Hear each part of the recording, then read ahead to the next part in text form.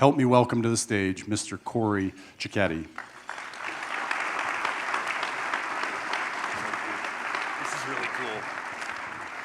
Well, hi, everybody. If my wife was here, she'd say, let's get one of those mute guards for me. That was awesome, students. And I've never seen a ballroom look this pretty, so we should probably thank the team that put this together. So Robin and everybody, this is beautiful. Okay, so my wife and I, we have two little kids. We have a 9-year-old and a 6-year-old, and we never get to go anywhere fun because we have little kids. So we finally decided to go to Jamaica. And if you've been to Jamaica, it's this beautiful country and, it's fun to explore. And we were in the resort for a while, and my wife goes, enough of this. We're going to go out and do an adventure, but I'm not going to tell you what it is. She goes, just trust me. I said, fine, I trust you. We've been married for a long time. She goes, all right, we're going to go ride some dolphins. Have you ever done this or seen this? So you go down there. It costs like $500. It's a total ripoff. But you can ride these dolphins, and my daughter got on it, and it was really kind of neat. I said, all right, this is going great. She goes, the next thing we're going to do is climb to a waterfall. She goes, so get on this bus and just trust me. So I'm from Colorado, right? Climbing to a waterfall here means you hike up a dirt path, and at the top there's a waterfall, and you look at it, whatever, you put your toes in it, and you walk home. That's what I assumed it was going to be. Have you been to Dunn's River Falls? Anyone been to Dunn's River Falls in Jamaica? You climb the actual waterfall. So we get there, and you start on the beach, and you climb up the whole thing. And as you're climbing up the whole thing, water is just pounding you in the face, and you can't see in front of you, you can't see behind you, you can't see anything, and it's slippery. And you have to hold everyone's hand, the person in front of you, the person behind you, and if you don't, the whole group will fall. And so about halfway up this, my 6-year-old is like, no. So they exit. There's like an emergency exit. And my 9-year-old is like, Daddy, let's just finish this. And so we get to the top. And this is not one of those leadership stories where I'm going to say to you, and leadership is all about making it to the top and overcoming obstacles, because I would never do that again. I'd never want to ever see that again. But what it reminded me of is later when I thought, it's pretty easy in a ballroom like this. Life's a lot harder in the waterfall, right? I teach ethics, and when I talk to ethics in my students in a classroom, it's pretty easy. But then when life is hitting you in the face and you can't see in front of you, what sort of principles do you have to guide you forward? In the waterfall, it's hard. And so I think my leadership talk today is going to kind of focus on that, and I have to tell you a few stories, but through my stories, I want you to think about your life. I was the first person in my family to go to college. Anybody else? I mean, that's what's lovely about this university. How neat is that? And so my dad wasn't around. It was just my mom. And I remember I got my college acceptance letter to DU. It's the only school I got into. And so she read it, and she goes, Corey, I can't believe you got into college. And I'm like, thanks, Mom. Geez, all right. This is a good talk. She goes, go down there and don't screw it up. And she looks at me, and she goes, you're our only hope for this family. And I said, I have a little sister. What is going on here, right? How many of you are the oldest? Cares about your little sister, right? It's like, on you. So I go down there. I'm a clueless first-year student. They put us in this room. The registrar comes walking in with a stack of papers. Everybody got a piece of paper. And this guy goes, you can't leave this room until you pick a major. And I'm sitting there going, pick a major? I'm just happy to be here, right? So I stood up, and I handed it back to him, and I tried to leave. And he goes, sit down and fill this out. I'm like, all right, I got to pick something. This guy won't let me leave. What did I like in high school? I'll just major in something I liked in high school. And I thought to myself, I liked nothing. What did you like in high school? Nothing, right? That didn't help. I said, you know what? I'll just pick history. I like to read. I just want to get out of here. So I'm about to circle history. There was this voice in the back of my head, and it kept talking to me, and it kept going, Corey, you can't pick history. You go to college to be rich. How many of you have had that voice? Raise your hand if you've had that voice. And the rest of you are lying at an ethics session. Great. And so I said, I'll just pick business. I could be rich if I was a business major. All right, now 3 years go by. I'm at the end of my junior year. My friends are all taking the LSAT. And this voice comes back and goes, Corey, you could be really rich if you could just go to law school. Okay, listen, there are way easier ways to be rich than to go to 3 years of law school and deal with that nightmare, right? I didn't know any of that, so I go to Duke, and the only reason I went there is because I like basketball, so I wanted to go to basketball games. And that was fun. I also got a law degree, and I still didn't want to be a lawyer, but now I owe $150,000 to the government in loans. I had no loans coming out of college. Now I owe that much. And I don't want to be a lawyer, right? So I'm interviewing at all these different law firms because that's what you have to do. And these people look miserable. They look like they want to cry. This is during the interview. Like you can't even hold it together while I'm in there. And so I get to this one place. And this woman's talking to me. She's a partner there. And it's early in the morning. And she goes, I'm done, Corey. We're 5 minutes early. I can't send you down the hall. They get mad when I do that. She goes, do you have any questions for me? And students in here, that's a great opportunity for you to ask questions like, how's morale? What kind of clients will I represent? I mean, there's a million things you could ask. But I didn't care, and I didn't really know what to say. So I looked at her and I said, tell me how much it pays. So students in here, don't ask that question in the interview. So she looks at me and she's confused and she tells me, she's like, and it ended up being like, I don't know, $180,000, and I'm just a poor kid from Arvada, Colorado, right? And she's like, if you bill this many hours, blah, blah, blah. And so it was more money than I could ever dream of. And I looked right at her and I said, that sounds amazing, I'll take it. What did I just do, y'all? I accepted a job that wasn't offered to me. And this lady looks at me and she goes, I like you, Corey. You seem really nice and I like your resume. She goes, but you seem really nervous and I can't send you down the hall this nervous. She goes, do you need to go to the bathroom? Like I said, I got a 9-year-old at home. I got a 6-year-old at home. And this is a question I ask every hour on the hour. Like, hey, y'all, we got to go to Target. Who needs to go potty? But I was 25 and asked if I needed to go potty. So what do you think I said? What do y'all think I said? Yeah, heck yes. What are you going to do? Get me out of here. She goes, it's down the hall to the right. She goes, I'll see you later. And by that, I'm assuming she meant, I will never see you again. So I go to the bathroom door to walk in there, and there's a guy blocking it. He's in a suit and tie, and he's just standing there, and I can't get by. He's not moving. He worked there, you could tell, and he's not moving, so it's weird. So he looks at me, I look at him, and finally he points at my chest, and he goes, you, get in that bathroom. I'm waiting for you. So I walk in there. He follows me like we're about to fight. So I go to the sink and wash my hands for no reason because I don't even need to be in there. And this guy walks up and he puts his arm around me and he starts to whisper into my ear. Y'all ever had someone you don't know touch you in a bathroom? Usually there was like a freshman kid in here who was like, yeah, dude, last weekend. So we talk about life choices, but whatever. So this guy starts to whisper in my ear. There's no one in there. And he goes, your name's Corey, right? And he's creepy. And I looked at him and I went, yes. Like I'm whispering to, there's nobody in there. He goes, you went to Duke Law School? He goes, so did I. My name is Scott. And we're supposed to stick together because we're alums. He goes, I'm going to save your life. I'm going to save your career. Listen to me. And he leans in and he whispers and he goes, don't come work here. And I said, wait, what? He goes, this place is terrible. You're going to hate this place. These are horrible people. This is a horrible place. And it won't be long before they hate you too. They're going to hate you. And I'm like, I'm a nice guy. What do you mean they're going to hate me? He goes, you're going to keep a suitcase behind your door. And every family vacation you ever plan is going to get canceled. And that suitcase is not for when you get to travel for the law firm. It's for when you sleep here. He goes, Corey, take my advice and run. And then he says, they're going to pay you a lot of money, but it's a trick. Takes his arm off me, literally runs out the door. Never saw that guy again. Because he's not on the interview team. Like, if he doesn't get to interview people. He hates his job. So he just leaves. And I'm staring at the mirror, and there's no one in there. And every one of you in this room has had a moment like that, haven't you, where it's you and a mirror, and you're facing a choice. You know to be bad for you. You know to be wrong. You know to be selfish. I don't know, whatever that choice is, and it's you and a mirror, but you really, really want it. But something inside of you says don't. And so what you try to do, because we've all done this, is justify it away. So I tried to justify this guy away because I really wanted this job for the money that it would provide me. So I said things like, well, that's just Scott. Well, here's the problem. I don't even know him. I'm making character judgments.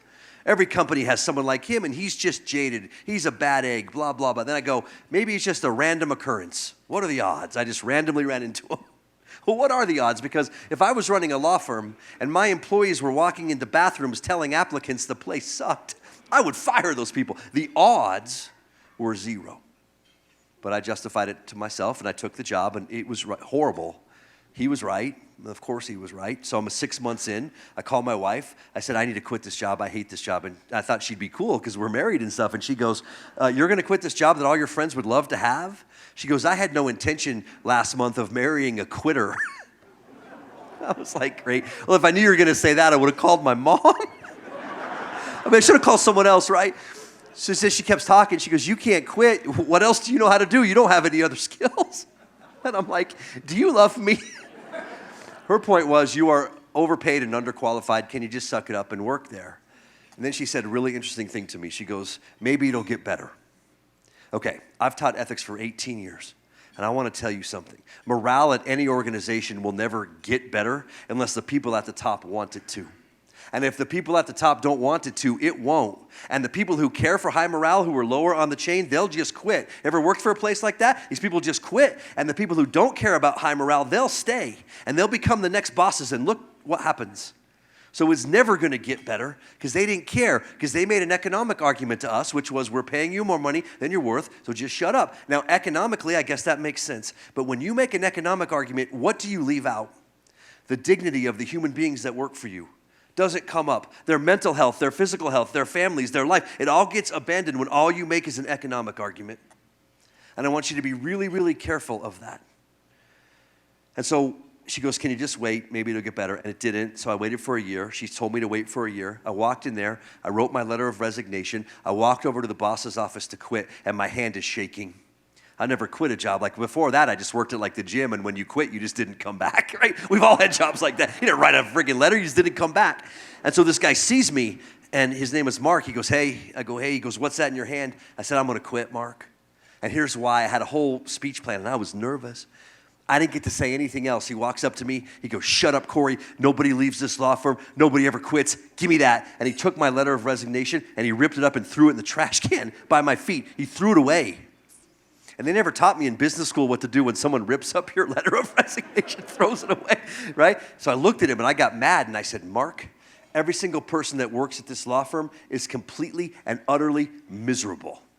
And I'll never forget this. He looks me right in the eyes, and he goes, I know. I just told you every single person that works there hates their job in life. And he goes, I know. I said, Mark, these people are on their 5th marriage.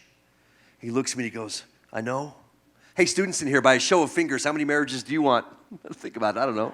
1, 0, 2 at most. 5 from your job? He goes, Corey, you're not listening to me. This is a terrible place. Everybody hates it here. I hate it here. Everybody wants to quit. I want to quit. I'm not an idiot. What I said to you is nobody actually leaves, and there's 2 reasons why. He goes, 1, they don't have any money. He goes, 2, what are they going to do? Quit being corporate lawyers and go wait tables at Chili's? I'm like, what? I don't want to go to Chili's. What are you talking about? But think about it. If you're a corporate lawyer and you don't like it anymore, you don't just go become a judge. You don't just go become an intellectual property attorney. You don't know how to do that. My wife's a surgeon. If she doesn't like it anymore, she doesn't go become an anesthesiologist because she went to med school. His point was, you do this or you're out. And that's really, it's an interesting way to look at it. So here's the metaphor I use. Please never forget this. These people had climbed the ladder of success, and they had gotten to the top, and these people were at the very top. And they looked down and realized this ladder they've been climbing their entire life was leaning against the wrong wall. And his point to me was, now what are they going to do? Climb back down, pick their ladder up, move it to another wall, climb and start over? It's humiliating. It's pride-sucking. It's demoralizing. It's effort. They don't want to do it, so they stay at these terrible jobs. And every one of you in this room, listen to me. I don't care about your ladder, not one bit. I care deeply about your wall. And every one of you in this room, man, you've got to be thinking about, what wall am I climbing from student all the way up, and why? If you're going to put that much effort into something, then there's got to be a really, really good reason why. And so I walked out of there. I get a phone call from the University of Denver, and this guy goes, hey, it's John from the ethics department at the University of Denver. Never met him before. He goes, someone died down here last week. I'm like, hey, John, nice to meet you. What the heck? I said, was it a student? He goes, it was a faculty member who died. He was, 80 years old or whatever. He died. And it's the middle of our academic term, so we need someone to teach these students. He goes, do you want to be a teacher? And I said, no, and I tried to get out of it, and so they baited me down there to the interview, and you do these things for your alma mater, right? And they're asking me all these questions, and one of the questions was, well, you're going to have to teach ethics, Corey, because it's an ethics department. What do you know about ethics?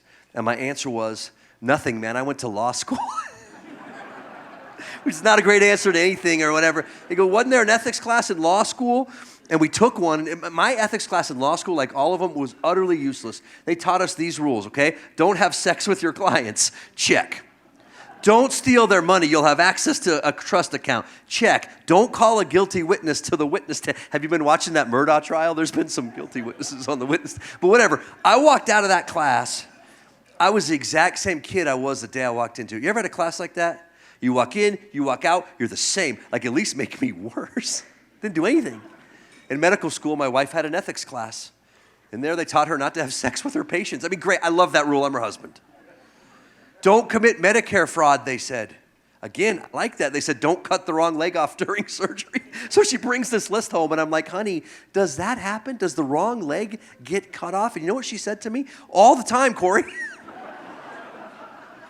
Proving my point, I don't think these ethics classes have much value. She walked out of there the exact same person she was the day she walked into it. Here's my point. No ethics experience or leadership class or any of that's going to have any value to you unless one thing happens. Every one of you in this room has to first believe deep in your heart that being a good person matters. Like, you have to deeply believe that in your soul, because if you don't believe that, you're going to start doing math. And all of your leadership decisions are going to be math. In the same way that my students do math, they go, I know I shouldn't cheat. I signed the honor code. And then they go, but everyone else is cheating. All these kids are like, I do say that. My parents will kill me if I don't get A's. The economy's bad. I need to get a job. College is expensive. You start doing math, and this will lose every time. But deep in your heart, you got to say, something inside of me believes that I'm a good person. I'm not telling you that that wins. I'm telling you that it's at least even.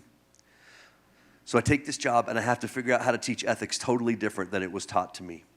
So I'm sitting in a room one day, and a man named John Bogle walks in to give a speech. Does anyone know that name? The bankers in here might know him. He founded Vanguard Mutual Funds. Interesting guy.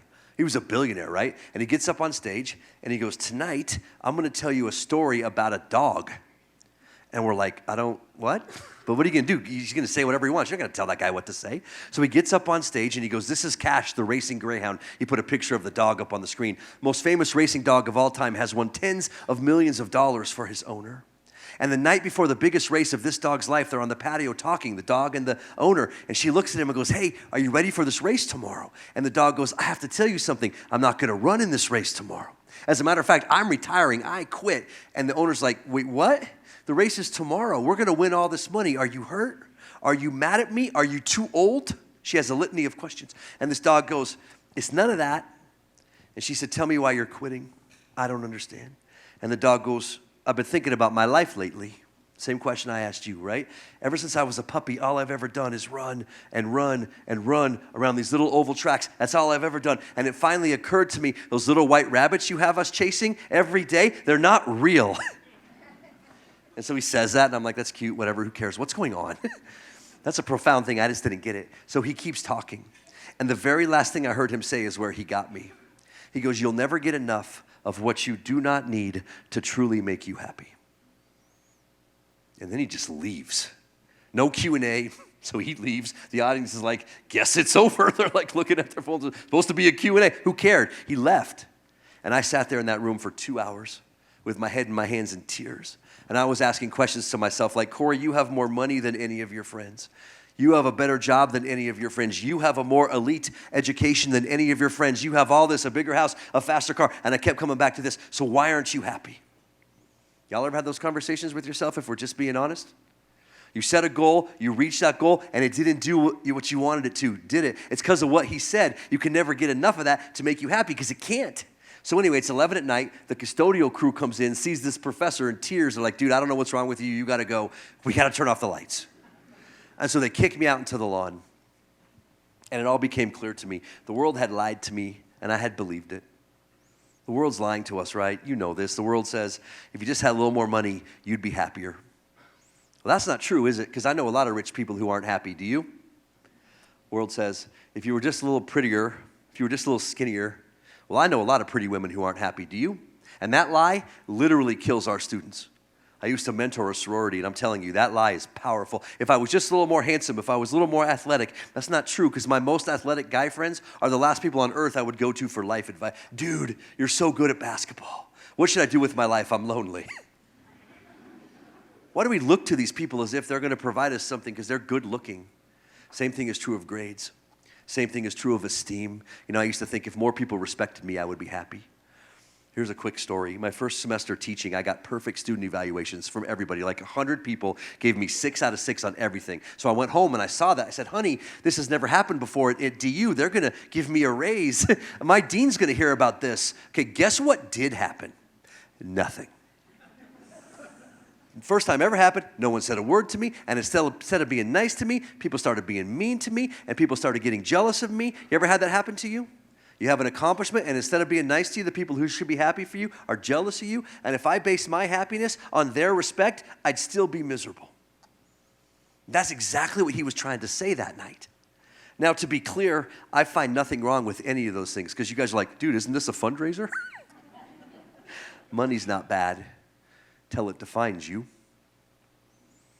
Being good looking is not wrong until it defines you. And students, do I think your grades matter? Yeah, of course I think your grades matter till it defines you. And do I think the respect of your peers matters? Oh, yes, I do. Of course I believe that. But if you're deriving your happiness and your contentment from that, it won't work. So stop it. And we get indoctrinated into this by the leaders in our lives and the people in our lives and our parents, etc. It's not going to work. And I always tell my students, you're not the one person who it's going to work for. Like, oh, I'm the one that's going to escape the golden handcuffs. You won't. You're not the one. Don't try to fight that. So instead, when I look at those things, in my little analogy, those are fake rabbits. They're not bad. They're just fake. So what's real? And the coolest part of my job is I just get to talk to people. As different as we are, and we are, like some of you are patient, and some of you aren't. Some of you are compassionate, and some of you not so much. Humans are different. And that's what makes us cool, right? We're unique. Except when it comes to character, and we want the same three things. I don't care what you look like. I don't care where you're from. Number one, peace and contentment in our hearts. Does that describe you? There was a magazine that got to ask Americans this question. It was so beautiful. They got to ask tens of millions of Americans every year the same question. And here it was. And I want you to answer this, okay? Deep in your heart, do you consistently wake up happy? That was the question. Okay, so they got to ask that every year. And so it wasn't, do you wake up tired? Or do you sometimes have a bad day? Because I wake up tired all the time. I've got little kids. Anybody else? Like, don't ask me a dumb question. But it didn't say that. Deep in your heart, genuinely, over long periods of time, consistently, do you wake up happy? That's a fair question. Do you want to know why? You take your best days, you throw them out. You take your worst days, you throw them out. And you land on who you are. So every year I would wait for the answers to that question. Every year, it's heartbreaking. 75% of Americans would answer no. And I kept saying to myself, how is that possible in this country that 8 out of 10 of us basically don't wake up happy? Now, to be fair, one of the classes I teach is constitutional law, which used to be fun. Now it's not. And my students come to class in tears. I mean, no matter what they believe, they're in class. It's hard. America will break your heart, and America has some things it should apologize for. And I agree. However, there are billions of people who would love to come to this country and have our bad days. And listen to me, both of those statements can be true at the same time. And I don't know a lot of people in this room, but I would say this to you. If you can't find a way to genuinely and consistently wake up happy, chances are you are chasing something fake. And I would stop, because it's not going to work. You're not the one person it's going to work for. So there's this Socrates, the most famous philosopher of all time, wrote, beware the barrenness of an overly busy life. And I think that's what causes Americans to be so discontented. We wear our busyness as a badge of honor, and it should be a badge of shame. I love coming to Grand Junction because y'all seem a little more laid back here. Denver is busy, and it's a disaster. But I know some of you here, and you're busy too. And you're running from one thing to the next. But have you ever been really busy in your life and at the same time super lonely? And you go, geez, I'm lonely. Guess I'm not doing enough stuff. This describes every one of my students. So they go take on 3 or 4 or 5 more things. What I tell everyone to do is pick the 2 things you love the most outside of work and family and quit everything else. So you can actually enjoy the 6 inches in front of your face. I went to Pennsylvania and this kid's like, I do a million things, professor. I'm involved in everything. And I'm also part of this chess club. And this chess club is killing me. I'm like, why don't you just quit the chess club? He goes, because it'll just die if I quit. And I go, how many people are in this chess club? And he goes, me and this other guy. And I said, dude, you have a chess friendship. Like, you should just go meet at Starbucks and let it die. If a student group dies because you don't participate in it, maybe it should. If your community service endeavor dies because you aren't there, it's not good enough, right? But please don't live a busy yet barren life. When I use the word contentment, what I mean is you are at deep joy with where you are now and still have goals. When I say contentment, I do not mean settling. I mean you're at peace with where you are now with goals for the future. I think that's really important. I've never met anyone who doesn't want that. The second thing everybody wants is a small group of really good friends. Do you have that? 3 or 4 people who would rush into your life when everybody else rushes out? And COVID really exposed that in us, didn't it? And so especially my students, and I'm sure it's true of the students here, they're surrounded and oftentimes friendless. So if you're a supporter of this university, man, make sure that the young people here know what a real friendship means. Because it's not just I'm in a sorority. It's not just I'm on a sports team. It's not like that. The prompt I use for people is if you were getting married tomorrow, do you have 3 or 4 people you'd be so proud to have stand next to you at your wedding? That's the whole goal of college, in my opinion. That's a hugely important part of this whole journey. But in the business world, and adults too, they struggle with that. And the last thing everybody wants is to be good. And if you ask me what characteristics I look for in a leader that I would want to follow, it would be those three things. The person is at peace. The person has some good friends, and the person is good. Not perfect, just good. We're all born with a conscience, right? We're also born with a mute button. And that's good because you wouldn't want to live any other way. But when you hit that mute button too often, your compass moves from true north off. And it's hard to just fix that. Remember when you were 9, how hard it was to tell a lie? It's easier now. My 9-year-old is hilarious when she lies. I mean, she's a beautiful gift from God. I love my kids. But it's hilarious when Sophie lies because she's terrible at it. So her whole body will move and she'll I like her. Every time I'm like, honey, are you lying to me? And she just goes, yeah. It just tells me. And I'm like, what? But when I lie, you can't even tell. And some of you in this room are expert liars. You know what I realized? I want a conscience like a 9-year-old again. If I had my daughter's conscience, my life would be so easy. Hey, Corey, should you lie? Why? Should you step on people's heads to get to the top? Who would do that? You know what I insert to that? Comma, daddy. Should I use someone solely as a means to an enemy? Go down the list, and she would just look at me. My daughter would look at me so befuddled. Here's the only definition of integrity you'll ever need. You're the same on the inside as the out. My daughter knows who I am on the inside. And if I started acting like that, she would be confused. And let me tell y'all something, that convicts me. Because if I'm being honest with you, I'm a no better person than any of you in this room. Left to my own devices, I would be selfish and mean and arrogant. If left, I'm a horrible person. The only difference I might have from you is I have some guardrails. And one of those guardrails is my daughter's face. So do me a favor, everyone in this room, just close your eyes for a second. Who is that for you? You got to have somebody, and if it's not somebody, you got to have something. It's faith, it's philosophy, it's something. You got to have something because we live in a very transactional world. Have you noticed that? And that means I will help you only if it helps me. And if it doesn't help me, I probably won't. And in that kind of world, it's easy to follow along like sheep over the cliff, right? And the only way I think you can prevent that is to have someone in your life that holds you accountable. And that's my daughter's face. And it's not like, it's not that she would be mad at me or disappointed. She would just be confused. So that's what people want, those three things. Now, what I'm about to say to you next, I think is going to be the most important thing you hear all year. Can you please get your priorities straight? So here's your homework assignment. You're going to go home. You're going to take a piece of paper. You're going to draw a vertical line straight down the middle. This is easy. On the top left, you're going to draw a heart. That represents your heart. On the top right, you're going to draw a picture of you.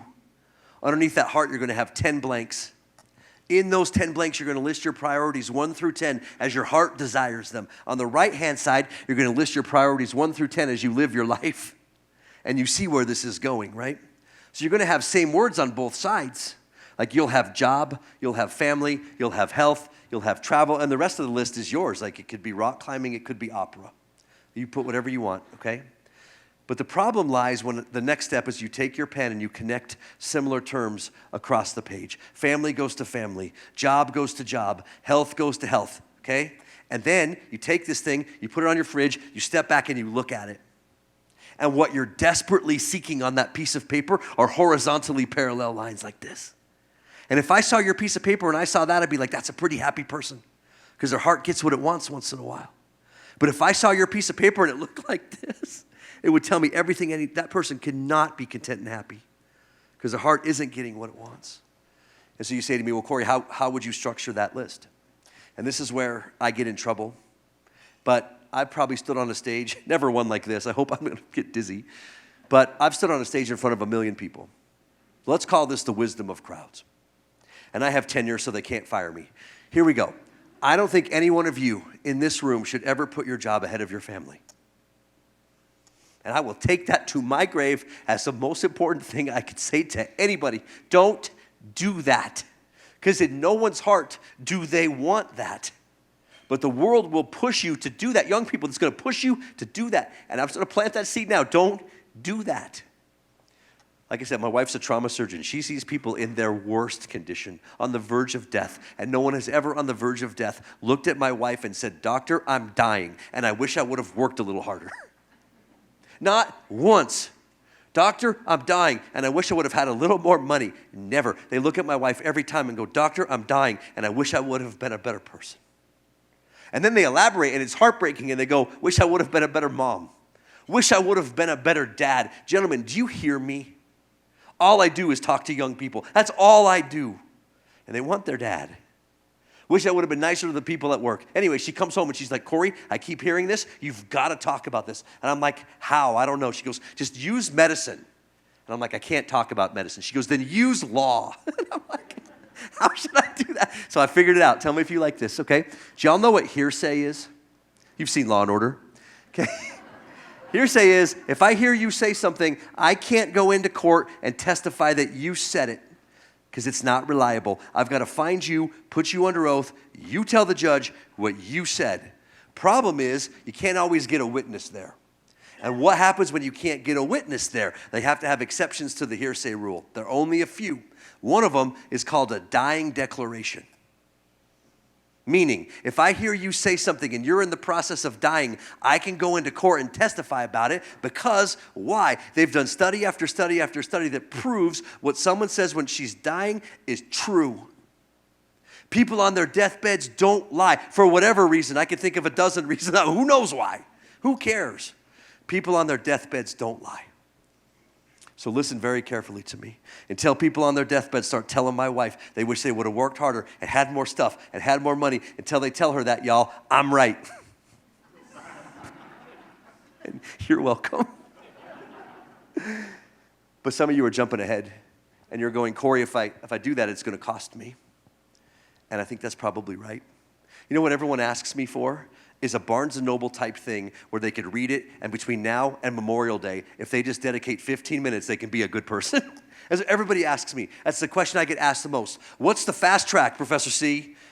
That's like going to Barnes & Noble and buying a book on how to lose 50 pounds in a week. Like, you know books like that, right? You're going to get sick. Hey, I want to bench press 200 pounds in a month. Unless you start at 170, you're going to get hurt. There are books like that. They're terrible. Here's what I would say. Anyone know Tony Horton? The famous workout guru, P90X. He's cool, right? These workout guys are neat. They're weird because that's, they're weird, but they're quirky. This guy is awesome. Tony Horton, look him up. So he gets asked every day, Tony, what's the quickest way I could get fit? He was tired of it. So I heard him give this interview, and I'm going to steal this from him. He goes, here's what I tell people. Would you like to get fit? Then you take this workout DVD every day, you stick it in there, and you push play. I'm like, well, that would work, right? If you actually worked out consistently every day. And he goes, then I say, do your best and forget the rest. Okay, I'm going to steal that from him. Would you like to be a deeply contented and happy person who is successful at home and at work? What I would ask you to do is get up tomorrow and do your best.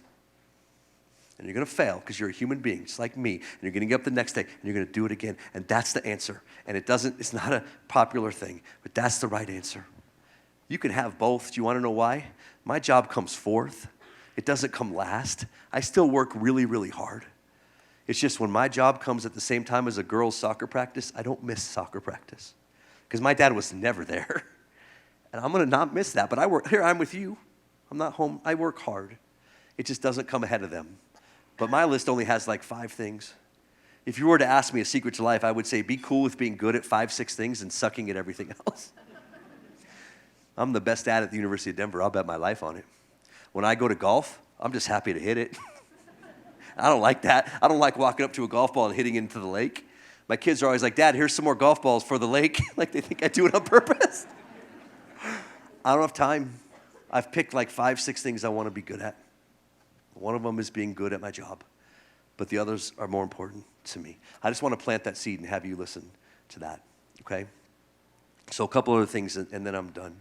There's a poem by Ralph Waldo Emerson, and you should print it out, and you should have it. You should print like 6 or 7 copies of this poem and just give them to everybody. And by the way, I have a bunch of books over there. Please get one so I don't take them on the airplane. I don't want to take these home. Let me read this to you. Success is this: to laugh often and love much, to win the respect of intelligent persons and the affection of children, to earn the approbation of honest critics and endure the betrayal of friends, to appreciate beauty, to find the best in everything, to give of oneself, to leave the world a bit better, whether by a healthy child, a garden patch, or a redeemed social condition, to have played and laughed with enthusiasm, to have sung with exultation, to know even one life has breathed easier because you have lived. That's Ralph Waldo Emerson's definition of success. How would you apply that to your life? Because in that poem is no mention of money, and there's no mention of being good looking, and there's no mention of having straight A's, and there's no mention of any of that. It's contentment, it's relationships, and it's character. That's the whole time, the whole way through. But there's a part I want to focus on, because I think that a lot of us think about our legacy. I mean, right? Every day. And it's not necessarily when I die, what will my tombstone say? Like, we don't think like that. But don't you go like I say, I go, Corey, in 10 years, will my life have meant something? Do you ever think like that? In the next 5 years, will my life and my time have meant? We all think like that, don't we? So remember that poem. He talks about it in there, and he goes, you make a difference, meaning you leave a legacy by, and listen to the grammar of this for a second, a healthy child, comma, a garden patch, comma, or a redeemed social condition, period. Go back to third grade grammar for a second. Your teacher gives you a sentence. It's got a bunch of phrases in there. Those phrases in there are separated by commas, and after that last comma is the word or. What does that make those things? Do you remember? It's called the rule of equivalency. And a lie that the world tells us is, if you don't do the equivalent of curing cancer in your career, you're a failure. I've heard that my whole life. If you're not the captain of the basketball team, Corey, if you don't get straight A's, Corey, if you don't go to the best law school, Corey, if you don't go to the best law firm, if you don't pass the bar exam, you're a failure. I've heard that my entire life. We've all heard that, right? But that's not true. And so I heard that poem, and I thought about it for a long time, and I realized I don't need to cure cancer anymore. I just need to be a good dad. Because it's equal. Now, if someone needs to cure cancer, my mom has cancer. That would be a redeemed social condition, right? But those things are equal. Healthy child, garden patch, redeemed social condition. What do y'all have here? You have a beautiful garden patch. This is one of the most beautiful garden patches I've ever seen in my life, this campus. There are some special things going on here. And I love that you're plugged into this town and this campus, and that's as good to me as curing cancer. And when I think of leadership, I look at the inches, not the touchdowns. There's not a lot of touchdowns in higher ed, but there are plenty of inches, right? There are plenty. These kids are in a mental health crisis. There are plenty of inches to gain there. We need leaders caring about that. 1 out of 13 young women contemplate suicide. That just came out. My students are depressed. They're turning to alcohol and drugs. We need leaders in there. I look at leadership totally different. It's got to start from a place of character. It has to. But since we talked about tombstones, let's end with tombstones. On no one's tombstone does it ever say, here lies John Doe, he was rich. I've never seen one of you. Here lies Jane Doe. She was really pretty, like in her 20s. You should see her now. It doesn't say that, right? It says, here lies John Doe, loving father. Here lies Jane Doe, loving mother. Here lies John Doe, loving spouse. Here lies Jane Doe, community member. That's what it says. And if it's going to say that at the end, shouldn't you be working on that now? And like I always say, if money and fame and business success comes with it, great. It's like mashed potatoes at Thanksgiving. No one goes to Thanksgiving because there are mashed potatoes. But if there are mashed potatoes there, you will eat them. But that's not why you go. Please stop getting up every day of your life for the mashed potatoes. Picture yourself all alone in a room with an unlimited amount of mashed potatoes and a spoon. For how long would that be fun? Like 10 minutes, you never want another one. That's money. That's looks. It's not enough. You'll never get enough of that to make you happy. What you're doing today in this room is what will make you deeply joyful and contented. And that's my definition of leadership. Okay, thank you all. Thank you very much.